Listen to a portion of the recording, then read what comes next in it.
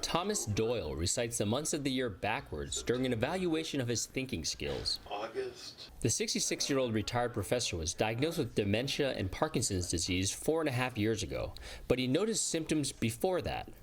I was a professor of education, and I started to forget the lectures that I had given for years and years and years, and I was having trouble answering students' questions. Doyle wishes there was a blood test that could screen for possible signs of dementia before symptoms become obvious. It's so difficult at times to come up with a diagnosis for those of us who have dementia, and all that time we're wondering is a time of anxiety.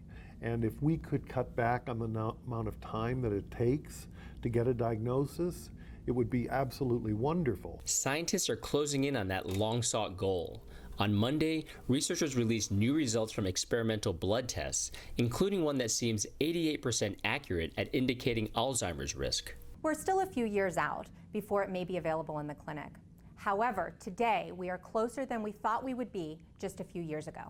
Researchers hope doctors can use a simple blood test to determine who needs more extensive testing.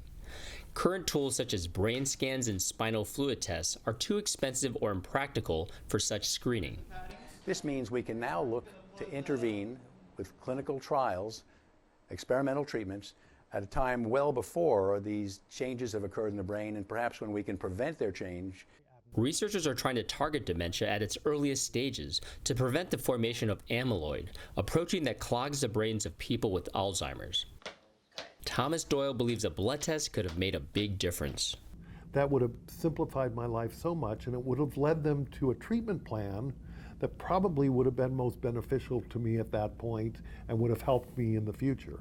Promising news in the battle against dementia, a disease that affects an estimated 50 million people worldwide.